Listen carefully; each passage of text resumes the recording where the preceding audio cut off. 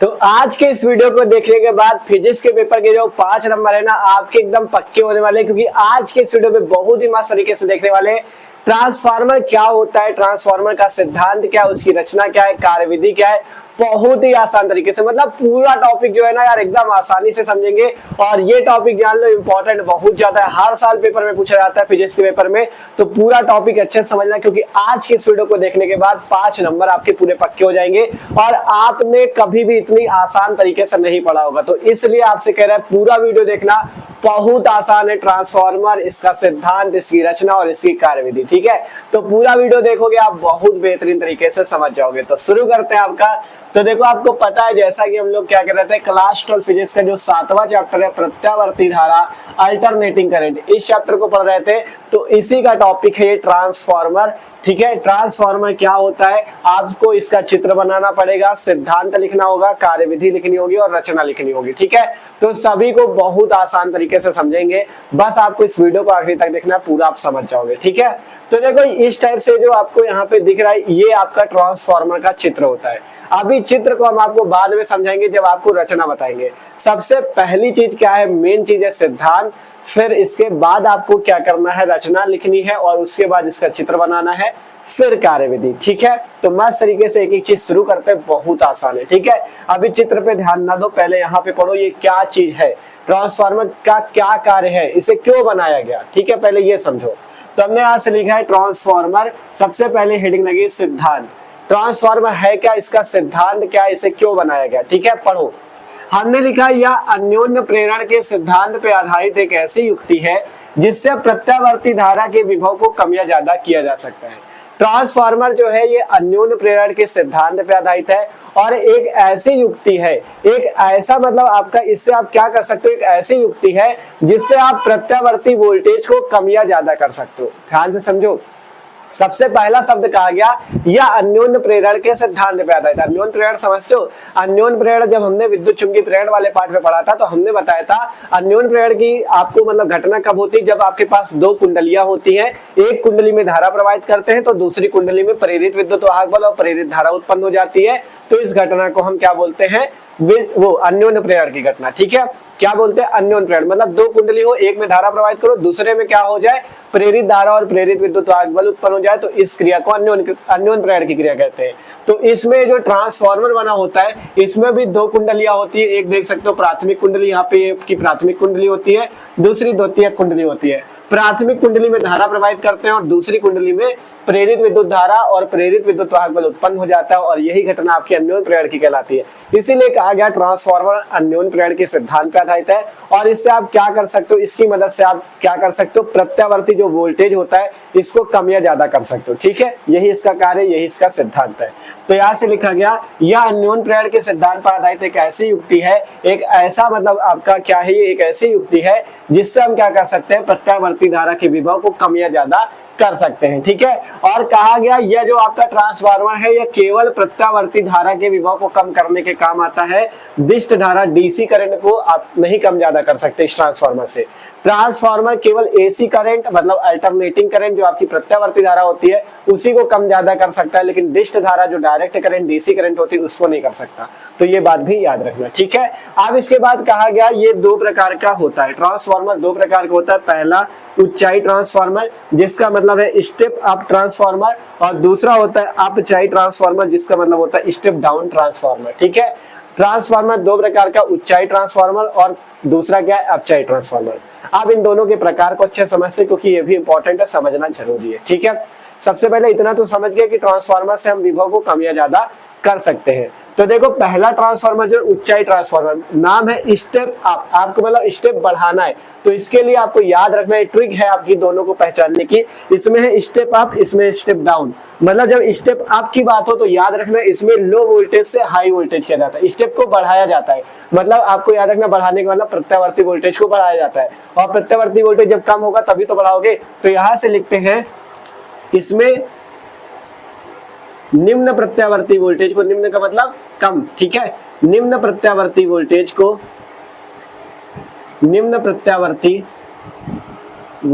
को उच्च प्रत्यावर्ती वोल्टेज में परिवर्तित किया जाता है, को उच्च प्रत्यावर्ती वोल्टेज में परिवर्तित किया जाता है। ठीक है, वोल्टेज में परिवर्तित किया जाता है। ठीक है, ये बात आपको याद रखनी, मतलब आपको क्या करना है, स्टेप बढ़ाना है।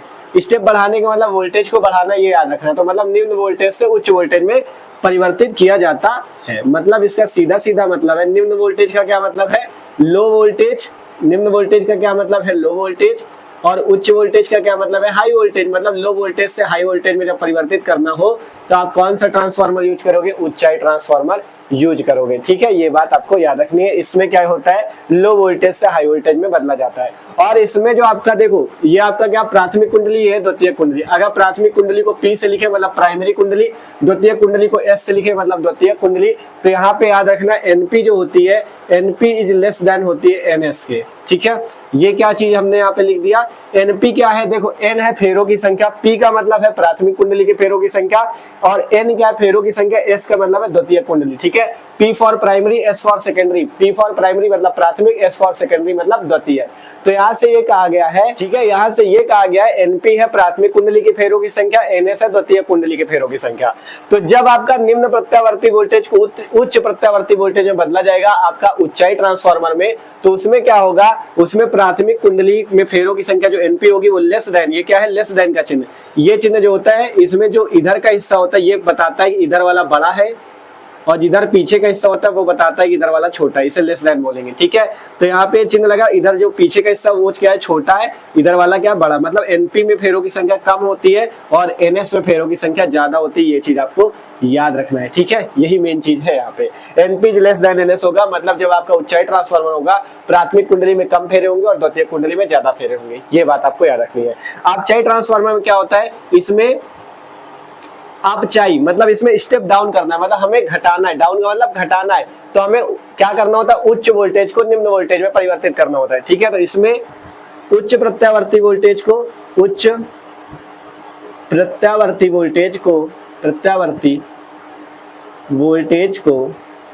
निम्न प्रत्यावर्ती वोल्टेज में परिवर्तित किया जाता है। को निम्न प्रत्यावर्ती वोल्टेज में परिवर्तित किया जाता है। ये बात आपको याद रखनी है। ठीक है, निम्न प्रत्यावर्ती वोल्टेज में परिवर्तित किया जाता, निम्न प्रत्यावर्ती वोल्टेज में परिवर्तित किया जाता है। ये बात आपको याद रखनी है। ठीक है, जब निम्न प्रत्यावर्ती वोल्टेज में परिवर्तित किया जाता है मतलब इसका सीधा सा मतलब हम इसमें क्या करते हैं, हाई वोल्टेज को लो वोल्टेज में परिवर्तित करते हैं। हाई वोल्टेज को लो वोल्टेज में परिवर्तित करते हैं। ठीक है, और इसमें हमने आपको ट्रिक भी सिखा रखी, कैसे आप याद कर पाओगे। ऊंचाई का मतलब स्टेप अप, मतलब आपको करना है, स्टेप को बढ़ाना है, मतलब हमें विभव को बढ़ाना है, निम्न से उच्च करना है, लो वोल्टेज से हाई वोल्टेज करना है। और अपचाई में क्या है, स्टेप डाउन याद रखना। स्टेप डाउन का मतलब हमें स्टेप को घटाना है, मतलब हमें विभव को घटाना है। तो उच्च वोल्टेज से उच्च प्रत्यावर्ती वोल्टेज को निम्न प्रत्यावर्ती वोल्टेज में, मतलब आपका हाई वोल्टेज को लो वोल्टेज में परिवर्तित करना है। इसमें क्या होगा, इसमें जैसे प्राथमिक कुंडली में कम फेरे और द्वितीय में ज्यादा, इसमें जस्ट उल्टा होगा। इसमें प्राथमिक कुंडली में ज्यादा फेरे होंगे और द्वितीय में कम होंगे। ये बात आपको याद रखनी है। ठीक है, इसमें आपको ये बात याद रखनी है। ठीक है, आपको क्या याद रखना है, देखो जैसे निम्न प्रत्यावर्ती वोल्टेज को उच्च में बदला जाता है, तो निम्न का मतलब सबसे पहले कम फेरे होंगे, फिर उच्च में जब बदल दोगे तो फेरे ज्यादा। इस टाइप से आप याद रख सकते हो। NP में कम फेरे, NS में ज्यादा, और जब अपचाई ट्रांसफार्मर होगा तो प्राथमिक कुंडली में ज्यादा फेरे और द्वितीय कुंडली में कम फेरे होंगे। ये आपको यहाँ पे समझ के रखना है। ठीक है, इसमें मेन चीज बस इतनी ही है और कुछ आपको नहीं समझना। यहाँ पे जैसे आपको एक चित्र दिख रहा है, एक बार आप चित्र को समझ लो। यहाँ पे जैसे प्राथमिक कुंडली है, ये यहाँ पे जो आपको दिखाया गया ये आपके फेरों की संख्या। जैसे यहाँ पे आपको दिख रहा है 3 ही फेरे हमने दर्शाए, नीचे देखोगे कितने सारे फेरे यहाँ पे दर्शाए गए हैं। ठीक है, मतलब यहाँ पे कम फेरे, ये प्राथमिक कुंडली, इसमें कम फेरे दिखे हैं, और यहाँ पे ब्लैक से देख सकते हो कितने सारे फेरे हमने दिखाए। ये देख सकते हो, ये जो इस टाइप से बने फेरे दिखाए गए। ठीक है, तो यहाँ पे देख सकते हो कितने सारे फेरे, मतलब यहाँ पे फेरे ज्यादा है, मतलब द्वितीय कुंडली में फेरों की संख्या ज्यादा, प्राथमिक कुंडली में कम है। तो कौन सा ट्रांसफार्मर बना हुआ है जिसमें आपका प्राथमिक में कम होगी और द्वितीय कुंडली में ज्यादा फेरे होंगे। देखो NS यहाँ पे ज्यादा है, क्योंकि यहाँ पे ज्यादा फेरे आपको दिख रहे हैं, यहाँ पे कम दिख रहे हैं, मतलब जिसमें ज्यादा फेरे आपका द्वितीय कुंडली में होंगे और प्राथमिक कुंडली में कम फेरे होंगे, वो ट्रांसफार्मर कौन सा ट्रांसफार्मर होगा? उच्चाई ट्रांसफार्मर।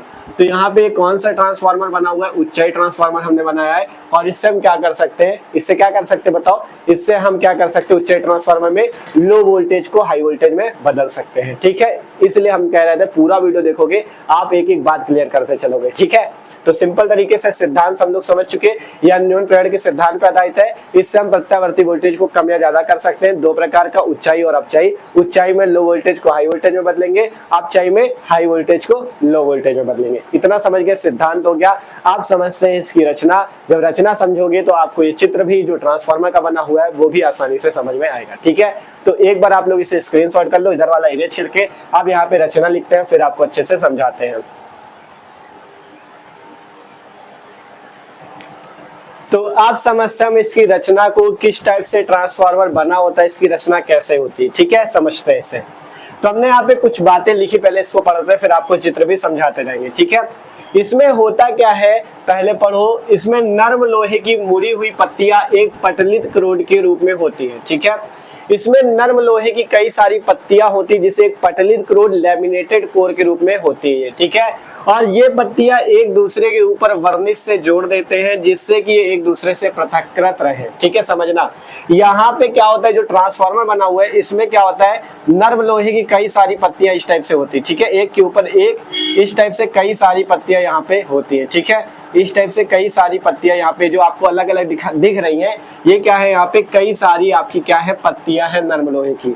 और इनको एक दूसरे के ऊपर कैसे जोड़ा जाता है? वर्निश से जोड़ दिया जाता है जिससे कि ये एक दूसरे से अलग अलग रहे। ठीक है, एकदम चिपकी न रहे, जुड़ी न रहे, वर्निश से जोड़ा जाता है जिससे एक दूसरे से थोड़ा सा दूर दूर रहे, पृथककृत रहे। ठीक है, तो क्या कहा गया, इसमें जो ट्रांसफार्मर होता है इसमें नर्म लोहे की कई सारी पत्तियों को एक के ऊपर एक रख के वर्निश से जोड़ देते हैं जिससे कि एक दूसरे से पृथककृत रहे। ठीक है, ये जो आपको यहाँ पे अलग अलग दिख रही है इस टाइप से। ठीक है, यहाँ पे ये जो आपको दिख रही है, ये क्या दिख रही है कि आपकी कई सारी पत्तियां यहाँ पे एक दूसरे के ऊपर रखी गई हैं। ठीक है, ये चीज समझ में आया। तो लिखा है इसमें नर्म लोहे की मुड़ी हुई पत्तियां एक पटलित क्रूड लैमिनेटेड कोर के रूप में होती है और ये पत्तियां एक दूसरे के ऊपर वर्निश से जोड़ दी जाती है और जिससे कि ये एक दूसरे से पृथककृत रहे, एक दूसरे से अलग अलग रहे। ठीक है, फिर कहा गया फलता क्रोड में भंवर धारा उत्पन्न होने लगती है। भंवर धारा कैसे उत्पन्न होंगी पहले यहाँ पे समझो। यहाँ पे जब आप कई सारी पत्तियों को जोड़ जोड़ के रखोगे, ठीक है, इसके बाद यहाँ पे हम क्या करेंगे, एक कुंडली लगाएंगे जिसे प्राथमिक कुंडली बोला जाएगा। इसे हम लोग एसी मेंस, एसी मेंस क्या है, यहाँ पे एसी का मतलब प्रत्यावर्ती और मेंस का मतलब प्रत्यावर्ती धारा स्रोत।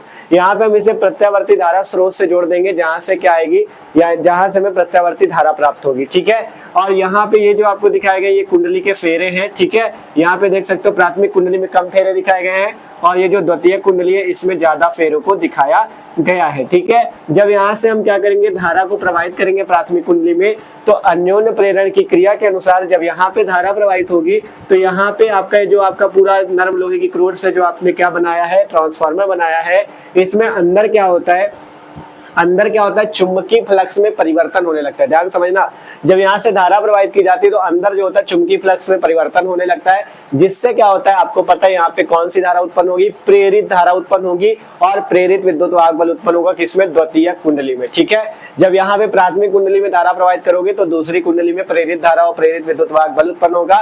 यही घटना तो अन्योन्य प्रेरण की है। तो जब यहाँ पे प्रेरित धारा उत्पन्न होती है और आपका ये जो आपका ट्रांसफार्मर होता है इस टाइप से बक्से के जैसा होता है, धातु के बक्से के जैसा, तो इसके अंदर जो धारा होती है वो क्या होती है, इसके अंदर जो धारा होती है वो किस टाइप से प्रवाहित होती है, जैसे पानी में भंवर उत्पन्न होती है। पानी में भंवर कैसे उत्पन्न होती है, देखा पानी में भंवर उत्पन्न होना, इस टाइप से पूरे में भंवर उत्पन्न होती है।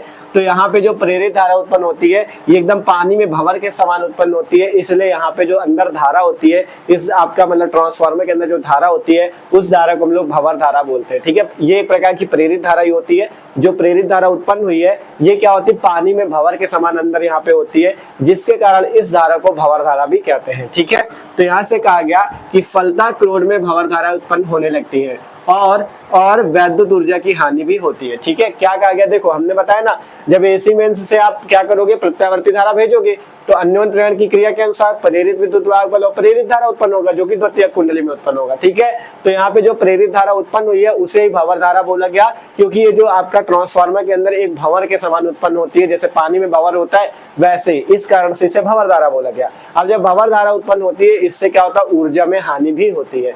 तो लिखा गया कि फलता करोड़ में भंवर धारा उत्पन्न होने लगती है और वैद्युत ऊर्जा की हानि भी होती है। ठीक है, वैद्युत ऊर्जा की हानि भी होती है। फिर कहा गया इस क्रोड पर तांबे के तार की 2 कुंडलियां लपेटी जाती है। इस पे क्या किया जाता है, इस क्रोड पर तांबे के तार की 2 कुंडलियां लपेटी जाती हैं, एक को प्राथमिक कुंडली और दूसरे को द्वितीय कुंडली कहते हैं। तांबे के तार की होती है, इसमें से एक को प्राथमिक तथा दूसरी को द्वितीय कुंडली कहते हैं, और एक में देख सकते हो यहाँ पे कम फेरे, एक में क्या है, ज्यादा फेरे। ठीक है, तो इस टाइप से ट्रांसफार्मर की रचना होती है एकदम आसान तरीके से। सबसे पहले हम क्या करते हैं, पटलित क्रोड के रूप में क्या करते हैं, तांबे की पूरी पत्ती जैसे होती है उसे एक के ऊपर एक जोड़ देते हैं, फिर उसके बाद उसे वर्निश से जोड़ते हैं जिससे वो अलग अलग रहे। जब यहाँ पे क्या होता है, धारा प्रवाहित की जाती है प्राथमिक कुंडली से, तो आपका क्या होता है, तो यहाँ पे आपका चुंबकीय फ्लक्स में परिवर्तन होता है, जिसके कारण प्रेरित विद्युत वाहक बल और प्रेरित धारा उत्पन्न होते हैं, जिसके कारण यहाँ पे जो प्रेरित धारा उत्पन्न हुई उसे भंवर धारा बोला गया, जिससे ऊर्जा में हानि भी होती है। ठीक है, फिर यहाँ पे कह दिया गया यहाँ से भंवर धारा उत्पन्न होने लगती है, जिससे ऊर्जा में हानि होती है। और इस क्रोड पर तांबे के तार की 2 कुंडलियां लपेटी जाती हैं, इसमें से एक को प्राथमिक और दूसरी को द्वितीय कुंडली कहते हैं। तो इस टाइप से चित्र बनाना है, रचना लिखना है। पहले सिद्धांत लिख लेना, जब पेपर में पूछा जाएगा पहले सिद्धांत लिखना है, उसके बाद आपको दोनों प्रकार ट्रांसफार्मर की ऊंचाई और अपचाई, फिर यहाँ पे साइड पे चित्र बनेगा, यहाँ पे रचना लिख दी जाएगी। ठीक है, तो इतना कंप्लीट है। अब चलते हैं कार्यविधि की ओर, क्योंकि वो भी बहुत ज्यादा इंपॉर्टेंट है। कार्यविधि पे आपको ये लिखना होता है कि ट्रांसफार्मर कार्य कैसे करता है। ठीक है, ये ट्रांसफार्मर कैसे कार्य करता है वो लिखना होता है। तो अब हम आपको ले चलते हैं कार्यविधि की ओर। तो एक बार आप लोग इसे स्क्रीनशॉट कर लो। अब देखते हैं कार्यविधि।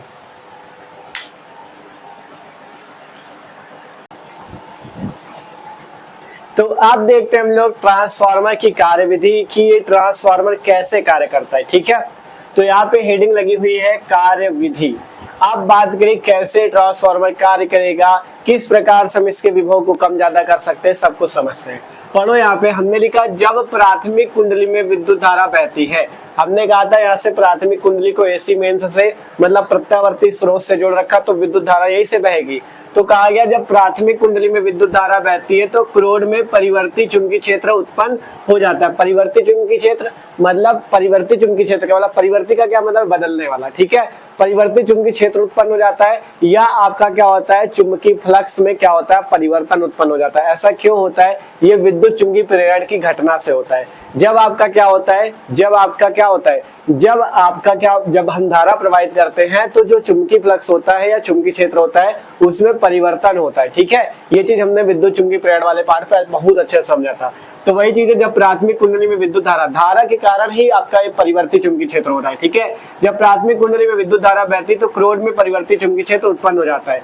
चूंकि द्वितीय कुंडली भी इसी क्रोड पर लिपटी हुई है, ध्यान समझा, क्योंकि ये जो द्वितीय कुंडली ये भी इसी क्रोड पे लिपटी हुई है, तो इससे क्या होगा, लिपटी हुई है अर्थात परिवर्तित चुंबकीय क्षेत्र के कारण द्वितीय कुंडली में विद्युत वाहक बल उत्पन्न हो जाता है। जैसा कि हमने बताया अन्योन्य प्रेरण की घटना में जब प्राथमिक कुंडली में धारा प्रवाहित करते हैं तो दूसरी कुंडली में प्रेरित धारा और प्रेरित विद्युत वाहक बल उत्पन्न हो जाता है। तो वही चीज कहा गया कि चूंकि द्वितीय कुंडली भी इसी क्रोड पे लिपटी हुई है अर्थात परिवर्तित चुंबकीय क्षेत्र या परिवर्तित चुंबकीय फ्लक्स के कारण द्वितीय कुंडली में भी विद्युत वाहक बल उत्पन्न हो जाता है। मतलब जब प्राथमिक कुंडली में धारा भेजते हैं तो यहाँ पे चुंबकीय क्षेत्र या चुंबकीय फ्लक्स में परिवर्तन होता है, जिससे द्वितीय कुंडली में विद्युत वाहक बल उत्पन्न हो जाता है।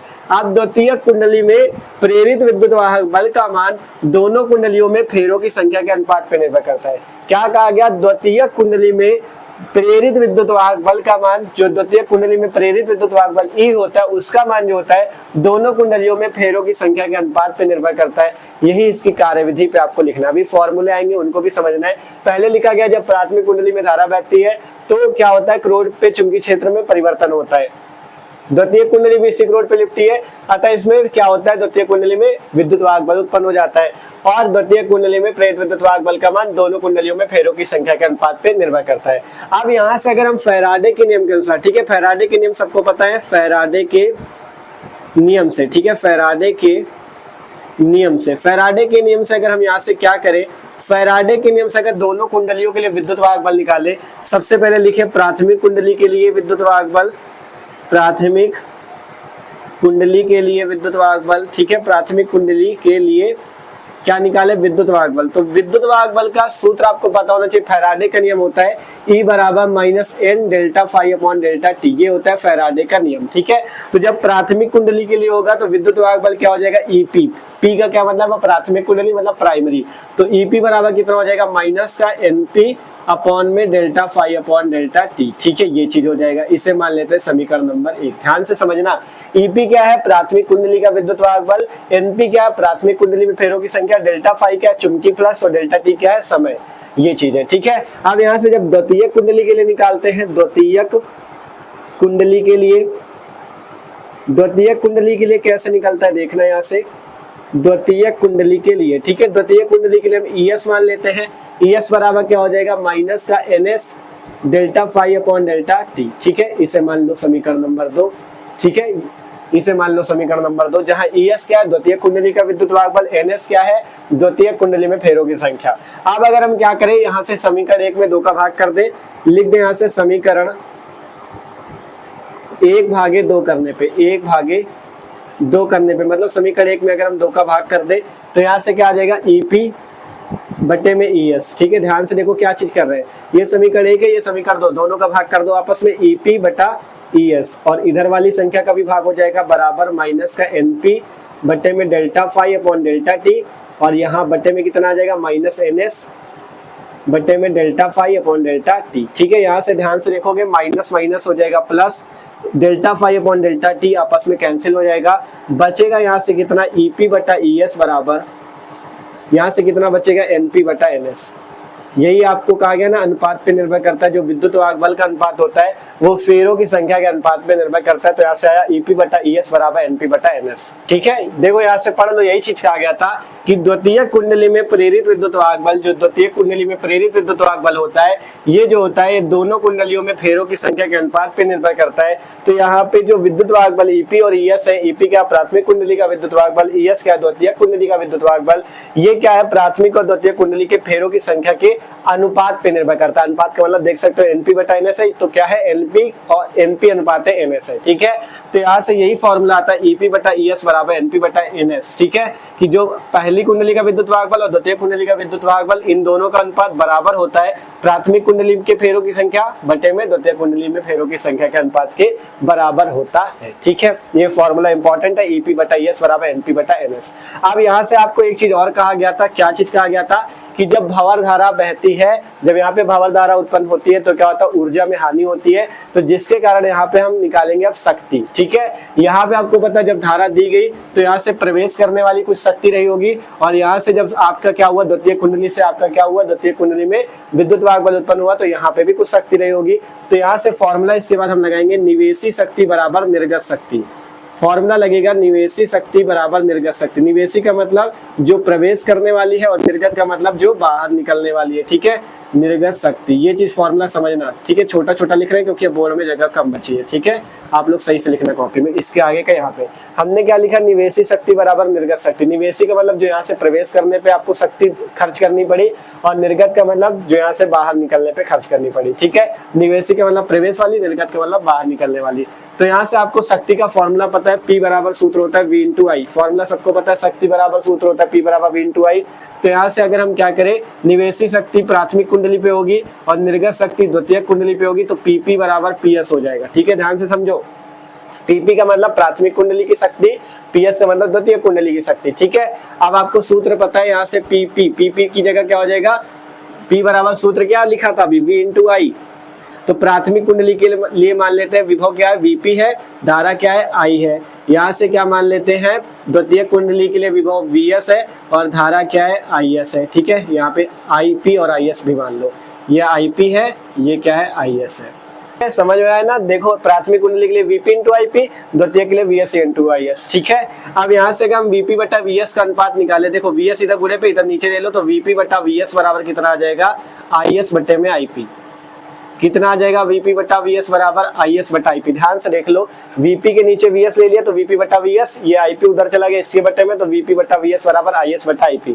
तो यहाँ से एक चीज ध्यान देना, जैसे विद्युत वाहक बल होता है वैसे ही विभव भी होता है, ठीक है। जैसे विद्युत वाहक बल होता है वैसे ही विभव भी होता है। अगर हम इस वाले समीकरण को 3 समीकरण मान लेते, इस वाले को चौथा समीकरण मान ले, तो यहाँ पर से हमें क्या मिल सकता है, ध्यान से देखना, यहाँ से हमें क्या मिल सकता है, ध्यान से देखना। यहाँ से इसके बाद हम लिखेंगे कि समीकरण 3 व 4 से, समीकरण 3 व 4 से, समीकरण 3 व 4 से हम एक संबंध निकाल सकते हैं। ध्यान से देखना, समीकरण 3 है Ep बटा Es बराबर Np बटा Ns, समीकरण 4 क्या है, Vp बटा Vs बराबर Is बटा Ip। तो यहाँ से अगर Ep बटा Es को बराबर मान ले Vp बटा Vs को, ध्यान से समझना, विद्युत वाहक बल जो होता है Ep बटा Es, अगर इसे मान लिया जाए, इसे अगर मान लिया जाए विभव Vp बटा Vs के, क्योंकि विद्युत वाहक बल विभव के ही तो बराबर लगभग होता है, तो इसलिए हम यहाँ से मानेंगे Ep बटा Es बराबर है Vp बटा Vs के। तो जब ये दोनों बराबर हो जाएंगे तो यहाँ से लिखेंगे Ep बटा Es बराबर Np बटा Ns। अब Vp बटा Vs तो इसी के बराबर, तो इसको नहीं लिख रहे हैं, ठीक है। अब डायरेक्ट इसको लिखा जा रहा है धारा वाले को Is बटा Ip। ध्यान से देख लो क्या लिखा गया, Ep बटा Es बराबर Np बटा Ns बराबर Is बटा Ip, क्योंकि Vp बटा Vs तो इसके बराबर ही हो जाएगा, ठीक है। तो यहाँ से ये इसके बराबर हो जाता है, और ये तीनों जो होती है ये किसके बराबर होती हैं, ये होता है बराबर R के, ठीक है। ये किसके बराबर होता है, R के, जहाँ R क्या होता है, परिणमन अनुपात, ठीक है। ये आपको सवाल पे निकालने को दे सकता है, परिणमन अनुपात का मान निकालो। तो याद रखना, जहाँ R क्या चीज है, परिणमन अनुपात, जहाँ R है परिणमन अनुपात, ठीक है, परिणमन अनुपात। देखो नीचे का देख रहे, आपको दिख रहा है कि नहीं बोर्ड का, ठीक है। एक बार इसे नीचे कर दे थोड़ा, ठीक है। अब सही से दिख रहा होगा सबको। तो सिंपल, आपको जब सिद्धांत सबसे पहले लिखा था ट्रांसफार्मर का रचना, फिर कार्यविधि लिखनी, उसके बाद ये सभी फॉर्मूले आपको निकाल के दिखाने पड़ेंगे, ठीक है, क्योंकि इतना पूरा लिखना पड़ता है। तो सबसे पहले प्राथमिक कुंडली के लिए विद्युत वाहक बल, फिर द्वितीय कुंडली के लिए, फिर हमें संबंध मिला Ep बटा Es बराबर Np बटा Ns, इसे हमारा समीकरण 3। फिर हमने बताया जो प्रवेश करने वाली शक्ति बराबर हो जाएगी बाहर निकलने वाली शक्ति के, तो निवेशी शक्ति बराबर निर्गत शक्ति, तो Pp बराबर Ps, Vp इंटू Ip बराबर Vs इंटू Is। तो यहाँ से मिला Vp बटा Vs बराबर Is बटा Ip, तो Ep बटा Es बराबर हो जाएगा Vp बटा Vs के। तो यहाँ से हम लिखेंगे Ep बटा Es बराबर Np बटा Ns बराबर Is बटा Ip, और इनके बराबर हम क्या लिख सकते हैं, R लिख सकते हैं, जहां होता है R क्या, परिणमन अनुपात होता है, ठीक है। ये चीज आपको याद रखना है। तो इसमें ट्रांसफार्मर में इतना ही पूछा जाता है, यहीं तक आपको फॉर्मूला निकाल देना है। और एक चीज इसमें और होता है ट्रांसफार्मर की दक्षता, तो एक बार उसका फॉर्मूला भी समझ लेते हैं दक्षता का, ठीक है। साइड पे कहीं पे लिख देते, देखो यहीं पे लिख देते ट्रांसफार्मर की दक्षता। इसके आगे आप कॉपी पे अच्छे से नोट करना, पहले यहाँ तक आओगे, फिर यहाँ, फिर यहाँ, अब आगे ट्रांसफार्मर की दक्षता का फॉर्मूला यहाँ पे लिखा जा रहा है, ठीक है। ट्रांसफार्मर की दक्षता, ठीक है, ट्रांसफार्मर की दक्षता का फॉर्मूला यहाँ पे लिखा जा रहा है, ट्रांसफार्मर की दक्षता, ठीक है। ट्रांसफार्मर की दक्षता को N से प्रदर्शित करते, ऐसे N बनाना है, ठीक है। ये क्या चीज बना रहेगा, N, ठीक है। ट्रांसफार्मर की दक्षता N बराबर क्या सूत्र होता है, ठीक है। N बराबर क्या सूत्र होता है, N बराबर सूत्र होता है निर्गत शक्ति, निर्गत शक्ति बटे में निवेशी शक्ति, निवेशी शक्ति इंटू में 100, ठीक है। ये होता है फॉर्मूला, याद रखना। N बराबर जो आपकी ट्रांसफार्मर की दक्षता N बराबर होगी निर्गत शक्ति बटा निवेशी शक्ति इंटू 100, ठीक है। तो N बराबर यहाँ से क्या हो जाएगा, निर्गत शक्ति को हमने किससे लिखा था, निर्गत शक्ति द्वितीय कुंडली पे थी, तो निर्गत शक्ति क्या हो जाएगी आपकी, PS हो जाएगी। PS का मतलब द्वितीय कुंडली की शक्ति, और PP का मतलब प्राथमिक कुंडली की शक्ति इंटू 100, ये हो जाएगी ट्रांसफार्मर की दक्षता का फॉर्मूला। ट्रांसफार्मर की दक्षता N बराबर निर्गत शक्ति बटा निवेशी शक्ति इंटू 100। तो यहाँ से PS बटा PP इंटू 100, क्योंकि निर्गत शक्ति क्या थी, PS थी, और निवेशी शक्ति क्या थी, PP थी, तो PS बटा PP इंटू 100, ठीक है। तो इस टाइप से आप आसानी से ट्रांसफार्मर की दक्षता को निकाल लियो। तो ट्रांसफार्मर पे यही पूरी चीज पूछी जाती है, रचना, सिद्धांत, कार्यविधि, इसका चित्र, और ये जो ट्रांसफार्मर की दक्षता का सूत्र, और ये जहाँ पे जो फॉर्मूला आता है इसको पूरा आपको निकाल के लिखना होता है, आपका पूरे नंबर पक्के हो जाएंगे, ठीक है। तो बस इतना ही होता है, और आप लोग आसानी से समझ चुके हो ट्रांसफार्मर का कार्य क्या है। ट्रांसफार्मर से हम प्रत्यावर्ती धारा के विभव को कम या ज्यादा कर सकते है। ठीक है, तो आशा करते हैं आज की इस वीडियो से आप लोग ट्रांसफार्मर को पूरा बेहतरीन तरीके से समझ चुके हो। ठीक है, तो वीडियो अच्छा लगा हो तो लाइक कर लेना और कमेंट करके सबको एक बार बताना है कि आपको ये टॉपिक समझ में आया कि ठीक है। तो सबको कमेंट जरूर करना है और एक काम करना और है कि चैनल को भी सब्सक्राइब कर लो, क्योंकि यहाँ पे बहुत ही बेहतरीन तरीके से तैयारी चल रही है। बात करें क्लास 12 फिजिक्स हो या केमिस्ट्री, दोनों की तैयारी बेहतरीन चल रही है। डिस्क्रिप्शन पे चेक करोगे फिजिक्स की प्लेलिस्ट की लिंक है, केमिस्ट्री की प्लेलिस्ट की लिंक है। वहां पे आपको अगर फिजिक्स की प्लेलिस्ट में जाओगे तो उसमें पहले चैप्टर से आपको सारे वीडियो मिल जाएंगे। ठीक है, पहले चैप्टर से लगा के फिजिक्स के जितने चैप्टर है सारे वीडियो वहां पे फिजिक्स की प्लेलिस्ट में, केमिस्ट्री की प्लेलिस्ट भी है वहां पे, पहले चैप्टर मतलब पहले पार्ट से केमिस्ट्री के सारे वीडियो वहां पे प्लेलिस्ट पे। तो वहां से वीडियो देख देख के अपनी बेहतरीन तैयारी कर सकते हो, एक एक टॉपिक को हम लोग अच्छे से समझते हैं। ठीक है, तो आशा करते हैं आपको पूरा समझ में आ चुका है। तो कमेंट करके भी आपको बताना है। मिलते हैं अगले वीडियो पे। ठीक है, इससे नोट कर लो और आपके 5 नंबर भी पक्के हो चुके हैं।